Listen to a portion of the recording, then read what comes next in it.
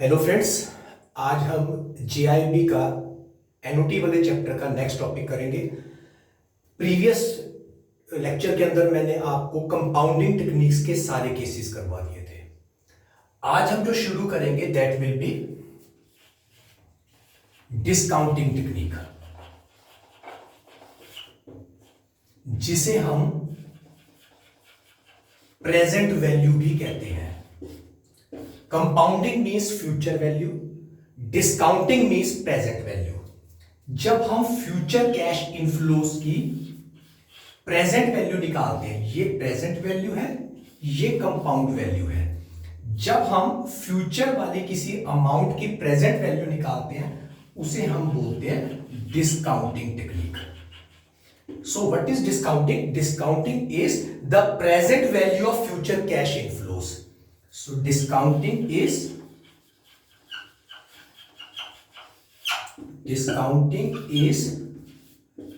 the present value of future cash flows. तो present value निकालना reverse हो गया। कंपाउंडिंग प्रेजेंट से फ्यूचर में जाना, डिस्काउंटिंग फ्यूचर से प्रेजेंट में आना। तो discounting is present value of future cash flows. जैसे हमने डिस्काउंट कंपाउंडिंग टेक्निक्स की थी, वैसे ही मैं हर case compounding technique discounting technique का भी आपको साथ साथ कराता हूं। सेम उसी तरीके से करेंगे जैसे हमने कंपाउंडिंग टेक्निक की थी। तो इसमें फर्स्ट केस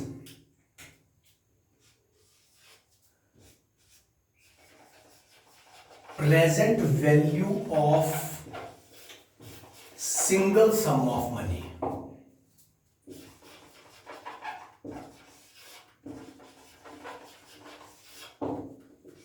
मैं फिर आपको कंपैरिजन भी करके दिखाऊंगा कंपाउंडिंग और डिस्काउंटिंग का। प्रेजेंट वैल्यू, तो present value is equal to principal, मतलब जिस अमाउंट की आपने प्रेजेंट वैल्यू निकालनी है, पी लिख सकते हो, अमाउंट ए लिख सकते हो, upon 1 plus rate raise to the power N. वहां हमने किया था कंपाउंड वैल्यू, मैं यहां उसको भी लिख रहा हूं। कंपाउंड वैल्यू का फॉर्मूला किया था P multiply by 1 plus rate raise to the power n। अगर इस फैक्टर से मल्टीप्लाई करते हैं तो कंपाउंडिंग बनता है, और अगर हम फैक्टर से डिवाइड करते हैं तो वो डिस्काउंटिंग टेक्निक बन जाती है। तो present value P 1 plus rate raise to the power n। For example हमारा ईयर चल रहा है 2020, ये ईयर है, this is present time, this is T0, ध्यान से चलना है। और मैं आपको 2025 में कोई अमाउंट मिलने वाली है, उसकी मुझे प्रेजेंट वैल्यू निकालनी है, ये वापिस आना है। पहले हम कंपाउंडिंग में यहां से आगे चलते थे, अब आगे से बैक आना है, तो बीच में कितने साल हैं उसे हम बोलते हैं प्रेजेंट वैल्यू डिस्काउंटिंग टेक्निक। तो जब हम प्रेजेंट से फ्यूचर में जाते हैं, यहां से यहां काउंट करते हैं, और जब हम फ्यूचर से प्रेजेंट में आते हैं तो वापस कैलकुलेट किया जाता है, टाइम पीरियड उल्टा कैलकुलेट होता है, और हमें यहां की वैल्यू निकालनी है, यहां की वैल्यू हमें गिवन होगी। तो ये हमारा फॉर्मूला है। इसका एक ऑल्टरनेट वे भी है। Present value can also be calculated as P multiply by DFIN। ये क्या है? Discount factor table. वहां हमने क्या किया था? CV is equal to P into CF table किया था, कंपाउंड फैक्टर टेबल। अब डिस्काउंटिंग फैक्टर टेबल है, ये क्या है? Discounting factor table. ये भी वैसे ही देखते हैं जैसे हम कंपाउंड फैक्टर टेबल थे। परसेंटेज रेट आपको दिया होगा, टाइम पीरियड आपको दिया होगा, उस परसेंटेज के अगेंस्ट जितने ईयर है उसमें आप प्रेजेंट वैल्यू टेबल देख के भी वैल्यू निकाल सकते हैं। ये फिर आपको करने की जरूरत नहीं है, दोनों से सेम आंसर आता है। अब हम एक एग्जांपल लेके मैं आपको, तो ये मेरा कंपैरिजन साथ साथ इसलिए था ताकि आपको याद रहे।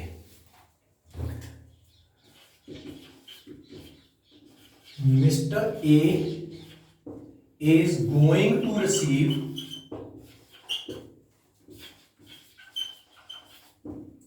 rupees 1 lakh at the end of 5th year. उसे 5 साल बाद what is the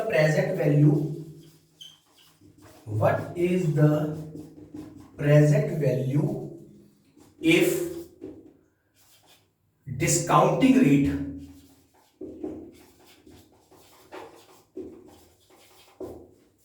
is 10% per annum discounted annually. ये जो डिस्काउंटिंग रेट है इसे हम आर से भी डिनोट करते हैं.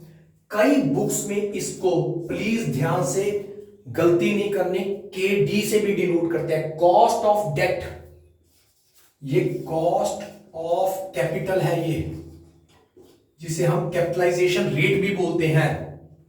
कॉस्ट ऑफ कैपिटल,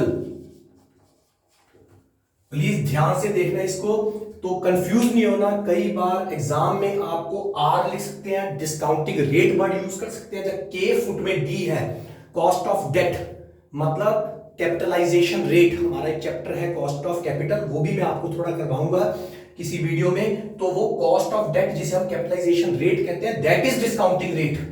उस डिस्काउंटिंग रेट को हम यूज करते हैं for calculating the present value. तो अब मैं इसकी आपको प्रेजेंट वैल्यू निकाल के दिखाता हूं. लो, फॉर्मूला क्या है, पीवी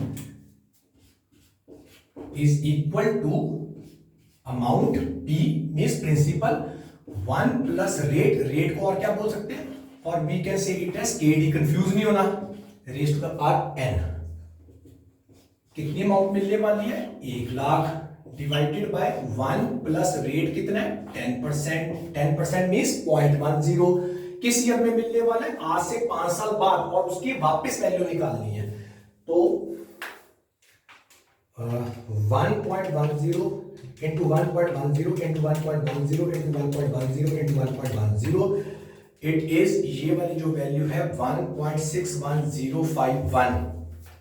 1 लाख डिवाइडेड बाय 1.61051, तो मेरी वैल्यू आ गई 62092. इसका मतलब जो 1 लाख रुपया हमें आज से 5 साल बाद मिलने वाला है, उसकी प्रेजेंट वैल्यू 62,092 रुपीज है.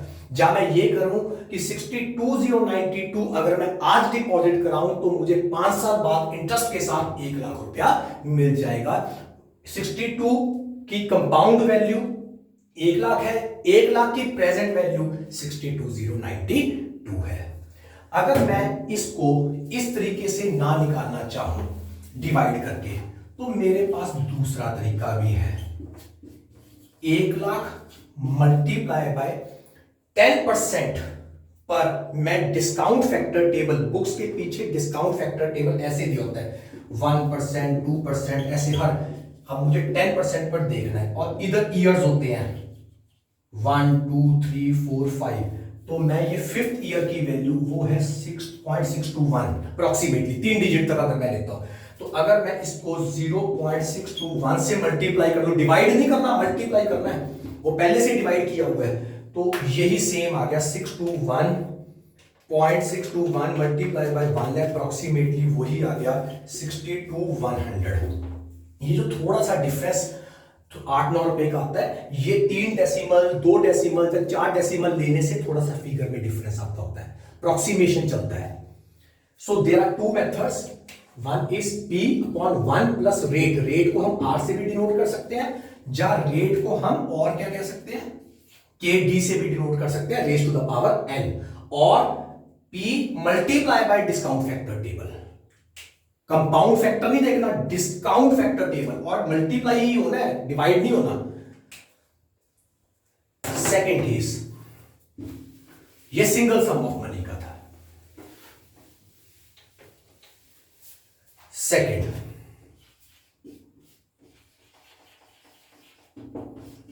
Multiple discounting. मैंने आपको कंपाउंडिंग में कराया था मल्टीपल कंपाउंडिंग, अब है मल्टीपल डिस्काउंटिंग। अगर हम फ्रीक्वेंटली डिस्काउंटिंग करते हैं एक ही साल में, frequently discounting in a year, उसे हम बोलते हैं मल्टीपल डिस्काउंटिंग। तो क्या फॉर्मूला है? P, पहले अपना नॉर्मल फॉर्मूला लिख लेते हैं, ये था मेरा नॉर्मल फॉर्मूला। अब upon T multiply by T, where T is number of times discounting in a year. For example half yearly है तो फिर हम T लेंगे 2। एक साल में 2 हाफ ईयर होते हैं, क्वार्टरली है तो 4, मंथली है तो 12, डेली है तो 365। यहां चेंज हो गया। अब मैं आपको इसका भी क्वेश्चन करके दिखाता हूं। For example mister A is going to receive ₹1 lakh at end of 5th year. What is present value at 10% per annum rate, assuming discounting is half yearly? अब वैल्यू कुछ और आएगी। अब मैं आपको इसको पुट करके दिखाता हूं। 1 लाख 1 प्लस रेट कितना था 0.10 रेज टू द पावर 5 था। इसको 2 से डिवाइड कर दूंगा और इसको 2 से मल्टीप्लाई कर दूंगा, तो मेरा आ गया 1 lakh divided by 1.05। 0.10 divided by 2 is 0.05 raise to the power 10।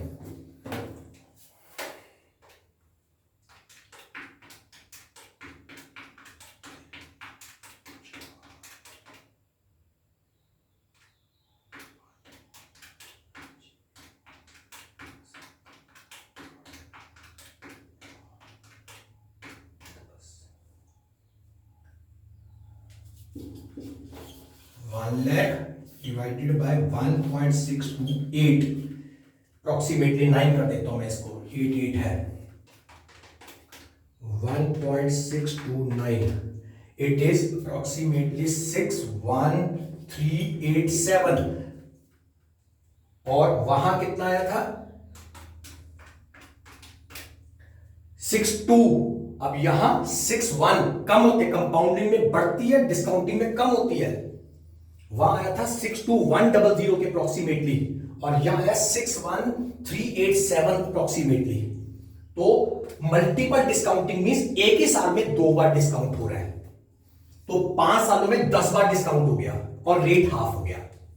अगर क्वार्टरली कंपाउंडिंग होता है यहां 4 मल्टीप्लाई बाय 4, मंथली होता है 12 divided by 12 multiply by 12। So multiple discounting में वैल्यू कम हो जाती है। थर्ड, अगर मैं इस तरीके से नहीं करना चाहता है, ये था ना फॉर्मूला, यहां टी कर दिया इंटू टी, तो मेरे पास इसका एक और वे है। अगर मैं रेट को टी से डिवाइड और एन को टी से मल्टीप्लाई नहीं करना चाहता, तो मेरे पास प्रेजेंट वैल्यू का एक और वे है 1 प्लस मैं फिर इफेक्टिव रेट निकाल लूंगा, फिर मुझे टी से डिवाइड और टी से मल्टीप्लाई करने की जरूरत नहीं, सेम आंसर आएगा। इफेक्टिव रेट कैसे निकलता है? इफेक्टिव रेट, मेरा जो थर्ड मेथड है वो इफेक्टिव रेट है। ये इफेक्टिव रेट कैसे निकलता है? ये डिस्काउंटिंग में और कंपाउंडिंग में सेम होता है।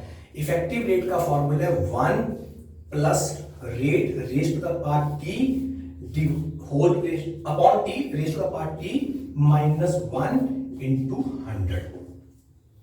तो अगर मैं वही हाफ ईयरली 10% पर एनम को हाफ ईयरली इफेक्टिव रेट निकालता हूं।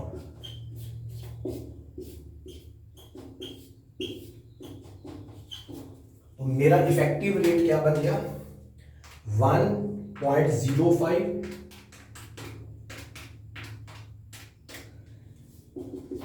10.25%। अब बिना मैं टी से डिवाइड किया और टी से मल्टीप्लाई करके 10.25 रेट लेके चेक करूं वही आंसर आता है जो पहले आया था। लो 1 lakh 1.1025 raise to the power 5 1.1025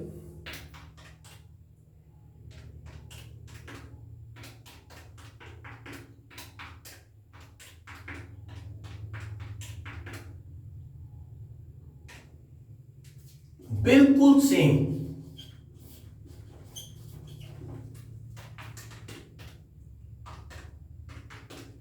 it is 61387।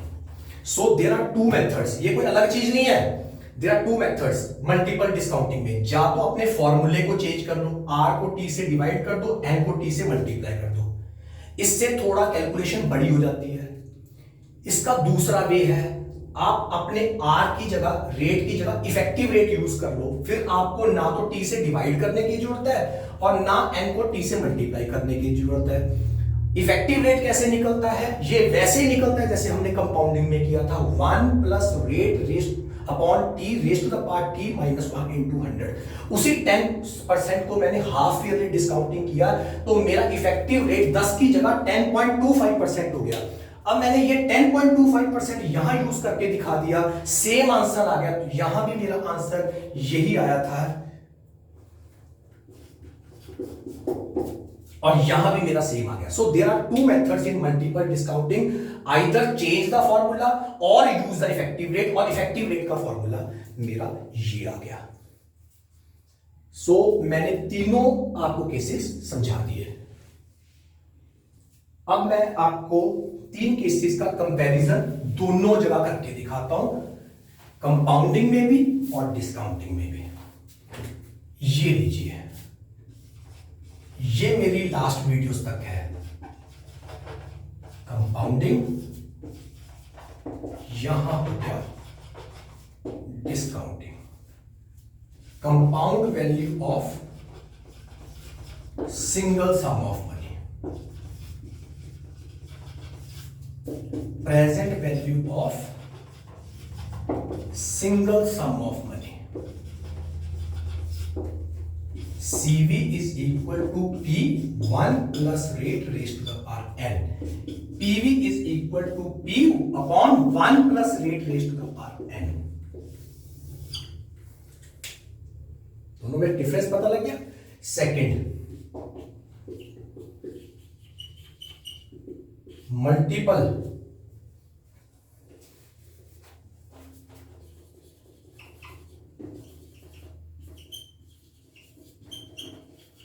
Compounding, multiple discounting. CV is equal to P R upon T N into T, PV is equal to P1 R or T N into T, number of times, or P1 plus effective rate raised to the power n। यहां भी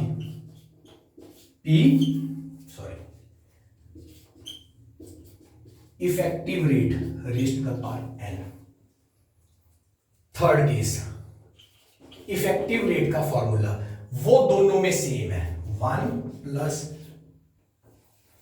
R on T raised to the power T minus 1 into 100।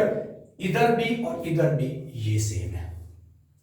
यहां एक alternative था P into CF table देख सकते हैं IN पर, यहां PV is equal to P into discount factor table देख सकते हैं IN पर।